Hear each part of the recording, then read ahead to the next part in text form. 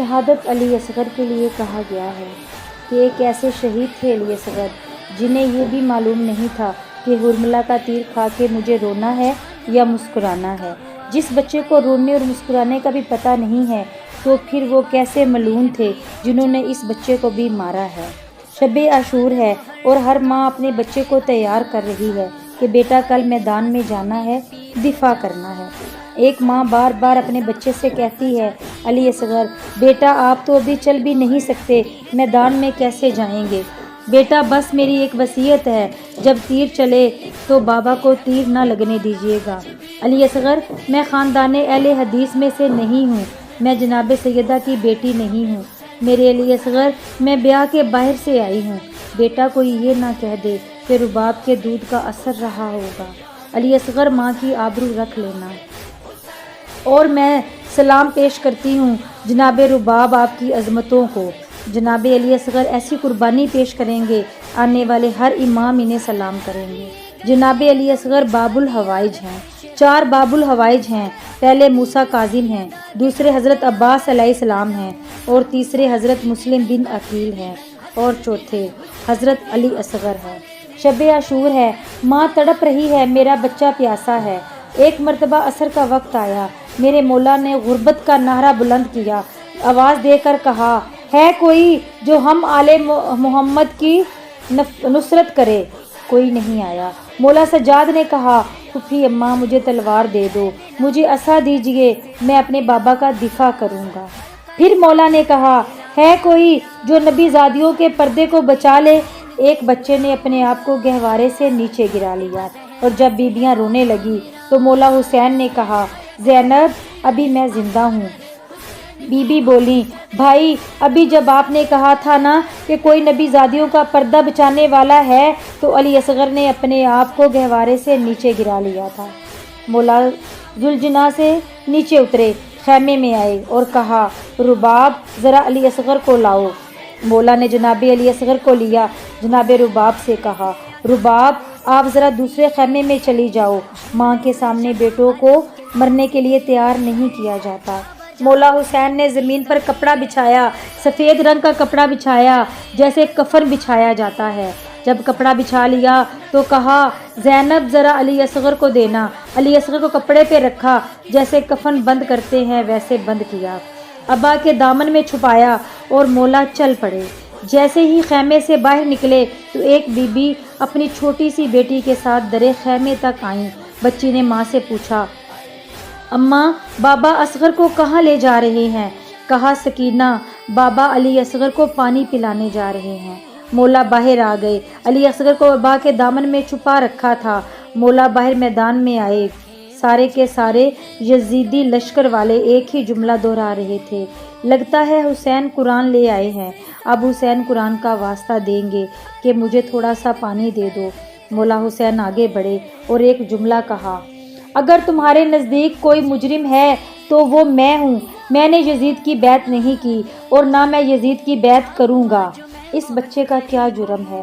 مولا نے کہا، اگر تم سمجھتے ہو کہ میں بچے کے بہانے سے پانی مانگ رہا ہوں تو مولا نے جناب علی اصغر کو خاک کربلا پر رکھا اور کہا، خود ہی پانی پلا دو۔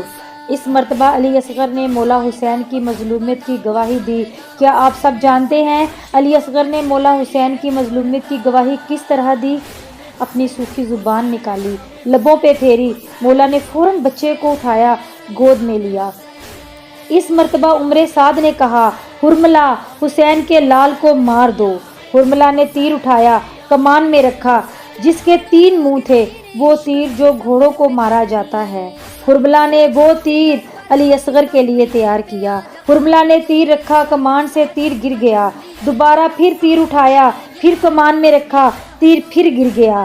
جب تیسری مرتبہ حرملہ نے تیر اٹھایا تو عمر سعد نے کہا، حرملہ اگر مجھ سے کوئی پوچھے کہ سب سے زیادہ پتھر دل آدمی کون ہے تو میں تیرا نام لیتا ہوں، اور تو ہے کہ تجھ سے ایک بچہ نہیں مارا جاتا۔ حرملہ نے کہا، میں تو مار دوں، لیکن جب بھی میں تیر رکھتا ہوں ایک بی بی برقع پھیلائے سامنے آ جاتی ہیں، کہتی ہیں، حرملہ تو بھی اولاد والا ہے، میرے بچے کے بچے کو نہ مار۔ اس مرتبہ تیر چلا، جناب علی اصغر نے مولا کو دیکھا، مولا نے جناب علی اصغر کو دیکھا۔ تیر چلا، کان سے لگا، دوسرے کان سے نکل گیا، اس کان سے لے کر اس کان تک کا گلا ذبح ہو گیا۔ مولا حسین کے ہاتھوں میں جناب علی اصغر تھے، بہتا ہوا خون آیا، مولا نے زمین پر بہانا چاہا، زمین سے آواز آئی، اے حسین، ایک دانہ قیامت تک نہیں اگے گا اگر علی اصغر کا خون آ گیا۔ امام حسین نے آسمان پر اچھالنا چاہا، آسمان سے آواز آئی، ایک قطرہ بارش کا نہیں برسے گا قیامت تک اگر علی اصغر کا خون آیا۔ بوڑھے حسین نے جناب علی اصغر کے خون سے اپنی داڑھی کو خضاب کیا اور کہا، پروردگارا، تیری بارگاہ میں اصغر کے خون کے ساتھ حاضر ہوں۔ جناب سیدہ شہداء نے ہاتھوں میں لاشا لیا، وہ حسین جنہوں نے علی اکبر کا لاشا اٹھا لیا تھا، وہ حسین جنہوں نے جناب قاسم کا لاشا اٹھا لیا تھا، وہ حسین جنہوں نے اون و محمد کے لاشے اٹھائے تھے، وہ حسین جنہوں نے عباس کے بازو اٹھائے تھے، لیکن کبھی ایسا نہیں ہوا تھا۔ نہ جانے کیا کیا علی اصغر نے، جب مولا چلنے لگے تو 7 قدم آگے لیے، پھر 7 قدم پیچھے لیے، کہتے جاتے تھے، انا للہ و انا الیہ راجعون۔ چھوٹی بچی نے ماں سے پوچھا، اماں، بابا بار بار رک رہے ہیں۔ مولا آگے آئے، جناب سکینہ نے کہا، بابا علی اصغر کو پانی پلا لیا ہے؟ مولا نے کہا، ہاں، ایسا پانی پیا ہے اب کبھی پانی نہیں مانگے گا علی اصغر۔ مولا نے کہا، کل جب لاشیں پامال ہوں گے، میری آخری حسرت ہے علی اصغر کا لاشا پامال نہ ہو۔ مولا نے تلوار کی نیام سے زمین میں قبر کھودی، جناب علی اصغر کو رکھا، قبر کو بند کر دیا۔ جناب رباب نے کہا، مولا کیا بات ہے، رو کیوں رہے ہیں؟ کہا، رباب، میرے جد کی سنت ہے، قبروں پہ پانی ڈالا جاتا ہے۔ جناب رباب نے کہا، مولا میں آنسو بہاتی رہوں گی۔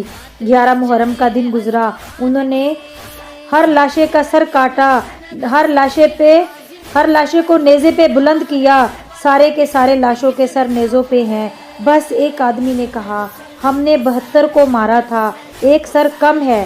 ایک ملعون نے کہا، میں نے حسین کو خیمے کے پیچھے ایک لاشا دفناتے دیکھا ہے۔ 4 آدمی گھوڑوں پر سوار ہوئے، ہاتھوں میں نیزے اٹھائے، زمین پر نیزے مارتے جاتے ہیں، گھوڑے دوڑاتے جاتے ہیں۔ اتنے میں ایک جو نیزہ زمین میں گیا تو ایک چھوٹا سا لاشا نیزے پہ پیوست ہو گیا، یا حسین، یا حسین۔